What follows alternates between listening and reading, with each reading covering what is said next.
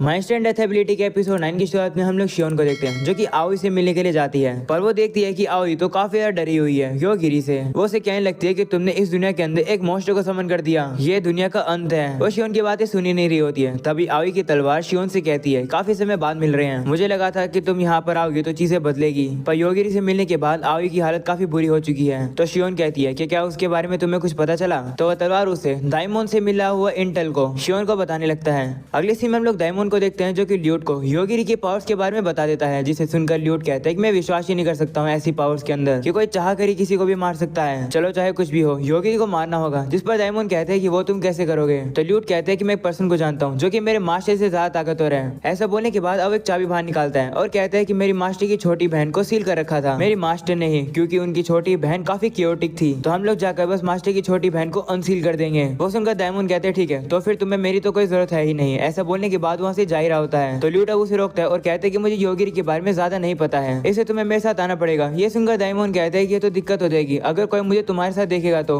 Lewd कहते हैं अगर ऐसा कुछ होगा तो मैं एक रिकॉग्निशन ब्लॉक को कास्ट कर दूंगा जिससे हमें कोई देख नहीं पाएगा। ऐसा बोलने के बाद वो दाइमोन को जबरदस्ती ले जाता है। अगले सीन में किंग को दिखाया जाता है जो कि सभी स्टूडेंट से कहते हैं कि अगर तुम लोग अंडरवर्ल्ड में जाके यहाँ के नीचे वाले डार्क गॉड को हरा दोगे तो सेज ने कहा है कि ये तुम्हारे लिए एक ग्रेट अचीवमेंट होगी। सही बताऊं तो मुझे लगता है कि तुम लोग के अंदर काफी कमी है, पर ये हमारे सेज के साथ पैक्ट का एक पार्ट है, इसलिए हम लोग तुम्हारे लिए एक बेस तैयार करेंगे। और हाँ, एक बात याद रखना, रॉयल फैमिली के पास एक एबिलिटी है जो कि गिफ्ट को कमजोर करती है। वो अब उस बंदे से कहते हैं तो तुम्हारी जो उंगली मैंने काटी है वो अपने आप ही रिअटैच हो जाएगी जब हम लोग के बीच में डिस्टेंस आएगा।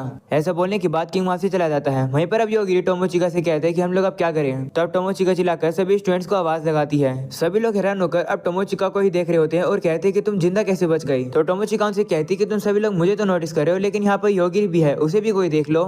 अगले सीन में हम लोग डिवाइन किंग को देखते हैं जो कि हजारों साल बाद चर्च के अंदर आती है। वहाँ पर उसे एक बंदा मिलता है जिसका नाम होलोरिस होता है और वो इस चर्च का अर्क बिशप है। डिवाइन किंग उसे कहती है कि इतने समय में काफी सारे चेंजेस आ चुके हैं, तो मुझे नहीं पता है कि मुझे क्या करना चाहिए। तो होलोरिस उसे कहते हैं कि आप मेरे साथ आओ, मैं आपको आपका घर दिखाता हूँ। जिसके वो लोग एक साथ बैठे होते हैं, जहाँ पर होलोरिस कहता है कि मुझे लगा था कि आप तो सील हो गई थी। तो वो कहती हाँ, लेकिन जो कैनियन में डार्क गॉड था उसे हरा दिया गया, इसकी वजह से मैं अनसील हो गई। तो होलोरिस कहते हैं तो फिर सीलिंग की का क्या हुआ? तो डिवाइन किंग कहती है कि वो क्या है। तो अब होलोरिस डिवाइन किंग के ऊपर एक चाबी का यूज करता है। तो अब डिवाइन किंग को काफी ज्यादा प्रेशर फील हो रहा होता है। वहीं दूसरी तरफ योगिरी और टोमोचिका सुगुरु से बात कर रहे होते हैं। सुगुरु उनसे कहते हैं कि हम लोग तुम्हें वहीं छोड़ाए थे, तुम गुस्सा हो गए ना? वहीं योगिरी कहते हैं कि मुझे तो फर्क नहीं पड़ता, लेकिन टोमोचिका कहती है कि मुझे तो गुस्सा आ रहा है, पर हम लोग क्या ही कर सकते हैं। तब यहाँ पर एक लड़की आती है और वो सुगुरु से कहती है कि जितने साथी हमारे इस दुनिया के अंदर होंगे हमारा उतना ही फायदा है। योगिरी उसे देखकर कहते हैं कि ये कौन है? तो टोमोचिका बताती है कि ये सोरा अकीनो है और वो एक फेमस साइडल है स्कूल के अंदर और एंटरटेनमेंट बिजनेस के अंदर। तब सुगुरु सोरा से कहते हैं कि हम लोग इन पर विश्वास कैसे करें, ये लोग हमसे बदला लेने आए हो क्या पता। तो सोरा कहती है कि अगर इनकी जगह कोई भी होता तो वो बदला लेता ही, पर अगर ये लोग हमारे एलाइज बनना चाहते हो तो ठीक है, हमारी मदद हो जाएगी।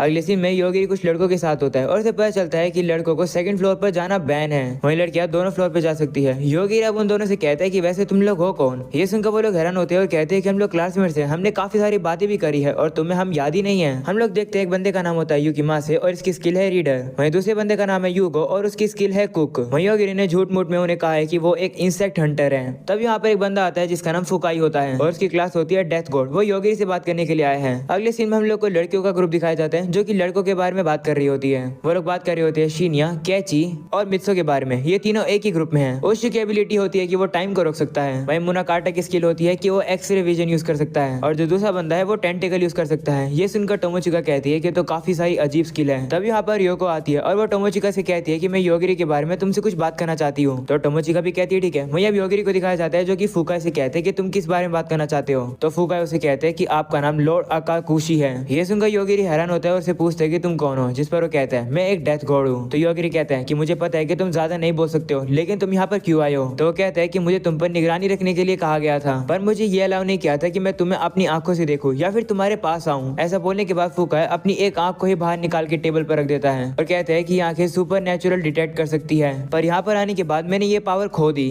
और मुझे पता है कि तुमने अभी तक अपनी पावर यहाँ पर अनलिस्ट नहीं करी है। जिसके बाद अब फुकाई वहाँ से चला जाता है। जिसके बाद अब टोमोचिका वहाँ पर आती है और योगिरी को बाहर बुलाती है। तो अब योगिरी बाहर आता है जहाँ पर योको उसे माफी मांगने लगती है और अब वो कैरोल से भी कहती है कि तुम भी माफी मांगो क्योंकि पहला गेट खुल चुका है। अगर हम लोग योगिरी की बुरी नजर में होंगे तो वो हमें इंस्टेंटली मार सकता है। ये सुनकर योगिरी से कहते हैं कि तुम दोनों मेरे बारे में जानते हो है ना? तो कैरोल कहती हाँ, मैं एजेंसी से हूँ और योको इंस्टीट्यूट से है और फुकाई से तो तुम मिल ही चुकी हो, वो कल्ट से है, हमें तुम पर नजर रखने के लिए कहा गया था। तो योगिरी कहते हैं कि मुझे लगा ही था था कि लोग मुझ पर नजर रख रहे हैं, लेकिन 3 लोग नजर रख रहे होंगे ये इमेजिन मैंने नहीं किया था। तभी कैरोल टोमोचिका से कहती है कि तुम और योगिरी इतने समय से इतने साथ थे, तो क्या तुमने वो सब चीजें करी? तब टोमोचिका शर्मा जाती है और कहती है नहीं, हमने वो सब नहीं किया। तभी योगिरी कैरोल से कहते हैं कि क्या तुम मुझे बता सकती हो कि क्या चल रहा है? अगले सीन में हम लोग को यूफीमिया को दिखाया जाता है जो कि सोच रही होती है कि उसकी बड़ी बहन दियो कैसी होगी और क्या कर रही होगी। तभी उसके पीछे एक लड़की आती है और उसे कहती है कि मैं तुम्हें काफी समय से ढूंढ रही थी, तुम लास्ट हो, मैं ओरिजिनल ब्लड की उत्तराधिकारी बन जाऊंगी। ऐसा बोलने के बाद वो उसके ऊपर हमला कर देती है, लेकिन तभी उसी के ऊपर हमला हो जाता है और वो मर जाती है। वहीं पर अब यूफीमिया को लेन की मेमोरीज दिखाई देती है। अगले सीन में हम लोग को पता चलता है कि आकिनो ने अपनी स्किल जो कि वाव है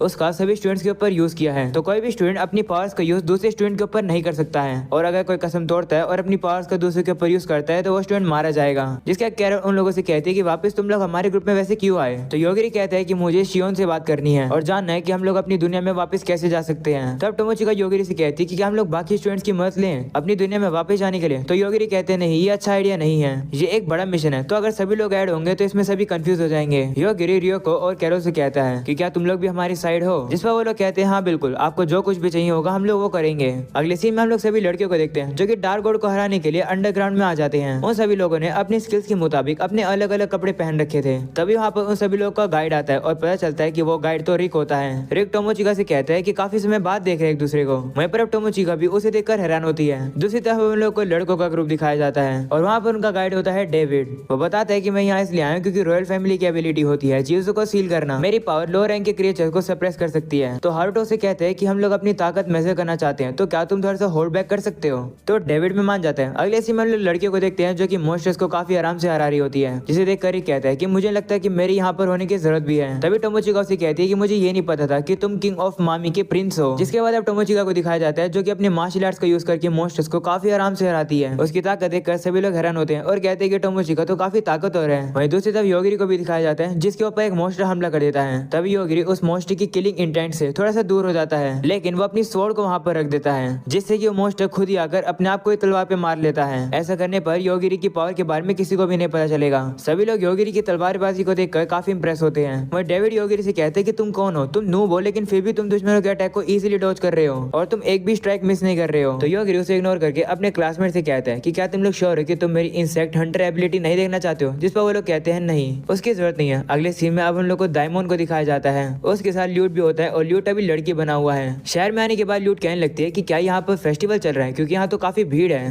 वो अब कहती है कि जो मेरी बहन है उसको इस सिटी के नीचे रखा गया है, पर मुझे पता नहीं है कि अंडरग्राउंड में जाने की एंट्रेंस कहाँ पर है। लगता है सबसे पहले इन्फॉर्मेशन इकट्ठी करनी होगी। तब डायमंड कहते हैं ओ उसके लिए तो हम लोग को टेवन में जाना चाहिए। अगले सीन में यूफीमिया को दिखाया जाता है, वो कहने लगती है कि अब मैं एक ओरिजिनल ब्लड हूँ। तभी अचानक से एक छोटी बच्ची का घोड़ा उसकी तरफ आ रहा होता है। यूफीमिया उस घोड़े को रुकने के लिए कहती है और वो घोड़ा रुक जाता है। तभी वहाँ पर वो छोटी लड़की यूफीमिया के पास आती है और उसका शुक्रिया करती है उसके घोड़े को रोकने के लिए और कहती है कि ये घोड़ा मेरी बात तो सुन ही नहीं रहा था। वह हम लोग देखते हैं कि ये लड़की तो लेन की दूसरी बॉडी है। यूफीमिया भी ये चीज पहचान लेती है और वो नीचे बैठ जाती है और वो उसे उसका नाम पूछती है, जिस पर वो कहती है कि मेरा कोई नाम ही नहीं है, रुको मेरे को अपना एक नाम चुनने दो। ऐसा बोलने के बाद अब वो अपना नाम रख लेती है रिजली। अगले सीन में ल्यूट और डायमंड अब टेवन के अंदर आ जाते हैं, जहाँ पर ल्यूट कहता है कि मैं पहली बार टेवन में आ रहा हूँ, यहाँ पर हम लोग को इन्फॉर्मेशन कैसे मिलेगी? तो डायमंड कहता है कि बस हम लोग को यहाँ पर जितने भी लोग बैठे हैं उनकी बातों को सुनना है। ये सुनकर ल्यूट कहते हैं कि ये काफी बेकार आइडिया है। तभी वहाँ से एक वेट्रेस जा रही होती है और वो से पूछते हैं कि क्या यहाँ पर कोई फेस्टिवल चल रहा है? जिस पर वो कहती है हाँ, ये फेस्टिवल सेज कैंडिडेट्स के लिए है। ये सेलिब्रेशन है क्योंकि वो लोग अंडरवर्ल्ड के 5th लेवल तक पहुंच चुके हैं और ऐसा उन लोगों ने काफी कम दिनों में किया है। ऐसा बोलने के बाद वो वहाँ से चली जाती है। वहीं पर डायमंड शॉक हो जाता है क्योंकि सामने वही तीनों स्टूडेंट बैठे होते हैं, जिसे देखकर वो कहता है कि अगर इन लोगों ने मुझे देख लिया तो दिक्कत हो जाएगी। ये सुनकर ल्यूट अपनी पावर का यूज करता है और अब वो उन दोनों को ही छुपा लेता है जिससे कि वो लोग उन्हें देख नहीं पाएंगे। जिसके बाद उन तीनों स्टूडेंट को दिखाया जाता है वो योगिरी के बारे में बात कर रहे होते हैं कि योगिरी अचानक से क्लास में आ गया और सारी लड़कियों को अपने पास ले गया। हम लोग भी इतना काम करते हैं तो हम लोग योगिरी जितने पावरफुल क्यों नहीं है? तभी उनके पास एक लड़की आती है और वो उनसे कहती है कि क्या तुम तीनों सेज कैंडिडेट हो? तब वो लोग भी शर्मा जाते हैं और कहते हैं हाँ, लगता है हम लोग पॉपुलर हैं। तुमने सही समझा, हम लोग सेज कैंडिडेट ही हैं। तभी वो लड़की अपना चेहरा दिखाती है और पता चलता है कि वो तो अयाका होती है। अयाका अब उशियो को पकड़कर उसे काफी सारे मुक्के मारने लगती है, जिसे देखकर दूसरा स्टूडेंट अपने टेंटिकल्स की पावर का यूज करके अयाका को रोकने की कोशिश करता है, पर अयाका उसके टेंटिकल्स को ही पकड़कर तोड़ देती है। ये देखकर दूसरा स्टूडेंट अयाका से कहते हैं कि तुम ये क्या कर रही हो, उसे क्यों मार रही हो? तो अयाका कहती है कि ऑब्वियसली मैं तो रिवेंज ले रही हूँ। ऐसा बोलने के बाद अयाका उशियो को लगातार मुक्के मार रही होती है और वो उसे मार देती है। जिसके बाद अयाका मुनाकाटा से कहती है कि मैं हर दिन आऊंगी और तुम सभी लोग को एक एक करके मार के जाऊंगी। ये बात बाकी स्टूडेंट्स को बता देना क्योंकि वो सभी लोग मेरे हाथों मारे जाने वाले हैं। वह हम लोग देखते हैं सारी लड़ाइयों को देखकर वहाँ पर जितने भी लोग बैठे थे वो डर के मारे भाग जाते हैं। वहीं अब अयाका भी चली जाती है। उसे देख देखकर डायमंड कहते हैं कि क्या अयाका इसलिए गुस्सा है क्योंकि सभी स्टूडेंट उसे बस में अकेला ही छोड़कर चले गए थे। एक सेकंड रुको, इसका मतलब एक दिन वो मुझे मारने आएगी। तभी अचानक से वहाँ पर शियोन आ जाती है और कहती है कि यहाँ पर कुछ हुआ है क्या। वो अब डायमंड से कहती है कि क्या मैं तुम्हें याद हूँ, जिस पर वो कहते हैं हाँ, इसलिए मैं अब जा रहा हूँ क्योंकि हम लोग को अंडरवर्ल्ड के बारे में इन्फॉर्मेशन इकट्ठी करनी है। ये सुनकर शियोन कहती है कि मैं तुम्हें इन्फॉर्मेशन देकर तुम्हारी मदद करती हूँ। तभी ल्यूट डायमंड से कहता है कि शियोन से भागने का कोई फायदा नहीं है, अगर उसे गुस्सा आ गया तो चीजें और खराब हो जाएगी। तभी शियोन डायमंड से कहती है कि मैं योगिरी के बारे में जानना चाहती हूँ। तब डायमंड शियोन को योगिरी के बारे में सब कुछ बता देता है, जिसे सुनकर शियोन कहती है कि मैं ये पहली बार सुन रही हूँ कि योगिरी किलिंग इंटेंट को डिटेक्ट कर सकता है। अभी के समय पर उसे मारना इजी होगा, पर मैं सोच रही हूँ कि मैं योगिरी को यूज कर सकती हूँ। तब ल्यूट कहता है कि योगिरी को मैं खत्म कर दूंगा। तो शियोन कहती है कि मुझे नहीं लगता कि तुम ये कर पाओगी। जिसके बाद वो डायमंड से कहती है कि अब तुम्हारी और कोई भी जरूरत नहीं है। ऐसा बोलने के बाद वो उसके ऊपर हमला करती है, लेकिन अचानक से शियोन का हमला क्रीम में बदल जाता है। तो डायमंड उसे कहते हैं कि तुम हमला क्यों कर रही हो, तुमने कहा था कि तुम हमें अंडरग्राउंड के बारे में बताओगी। तो शियोन कहती है हाँ, वो तो मैं भूल ही गई। वैसे तुम क्या जानना चाहते हो। तो डायमंड कहता है कि मैं जानना चाहता हूँ कि आखिर अंडरवर्ल्ड की एंट्रेंस कहाँ पर है। तो शियोन अब उसे मैप में दिखाकर कहती है कि सिटी के अंदर काफी सारे एंट्रेंसेस है उसके, तुम उसकी एंट्री टिकट को इस टैवर्न के अंदर से भी खरीद सकते हो। ऐसा बोलने के बाद शियोन वहां से चली जाती है। वहीं पर डायमंड उसे कहते हैं कि तुम हमें जाने दे रही हो। तो शियोन कहती है कि अगर मैं तुम्हें मार ही दूंगी तो मैंने जो तुम्हें अंडरवर्ल्ड के बारे में बताया है वो तो वेस्ट ही हो जाएगा और मेरा टाइम भी वेस्ट हो जाएगा कि मैंने तुम्हें बताया, इसलिए मैं तुम्हें नहीं मारी हूँ। ऐसा बोलने के बाद वो चली जाती है। वहीं पर ल्यूट कहता है कि ये तो काफी अजीब थी, पता ही नहीं चल रहा था कि ये क्या सोच रही है। अगले सीन में रात हो जाती है और अब टोमोचिका को दिखाया जाता है, जो कि योगिरी से कहती है कि तुमने पूरे दिन क्या किया। जिस पर वो कहता है कि मैंने गेम खेला और बुक्स पढ़ी। ये सुनकर टोमोचिका गुस्सा हो जाती है और कहती है कि मैं मॉन्स्टर्स को मार रही थी और तुम यहाँ पर मजे कर रहे थे। तो योगिरी कहते हैं हाँ, वैसे अंडरग्राउंड में प्रोग्रेस कैसी रही। तो वो कहती है कि हम लोग 5th फ्लोर के अंत तक तो पहुंच गए और कल हम लोग 6th फ्लोर पर जाएंगे। तब योगिरी कहता है कि जो डार्क गोड है वो तो 7th फ्लोर पर है ना, तुम्हें क्या लगता है कि ये इजी होगा। तो अब कैरोल कहती है कि मैंने सुना है कि जो डेडलाइन है वो सिर्फ 1 ही महीने की है। तो योगिरी कहते हैं कि अगर हम लोग फेल हो जाएंगे और शियोन सामने आ जाएगी तो ही बेहतर है। वैसे मैंने सुना है कि एक क्लासमेट हमारा मारा गया। तो रियो को कहते हैं हाँ, ओशियो मारा गया और उसे मारने वाली अयाका है और अयाका ने कसम खाई है कि वो एक एक करके हम सभी लोग को मार देगी और अपना बदला लेगी। तब टोमोचिका कहती है लेकिन अयाका तो मर गई थी है ना, जिस पर योगिरी कहते हैं हाँ। अगले सीन में हम लोग यूइची को देखते हैं, जो कि शियोन को बताता है कि जो सेज कैंडिडेट है वो अंडरवर्ल्ड के 6th फ्लोर तक पहुंच चुके हैं, काफी जल्द वो लोग 7th फ्लोर पर भी पहुंच जाएंगे। तो शियोन कहती है कि उनके लिए ये ज्यादा इजी नहीं हो गया,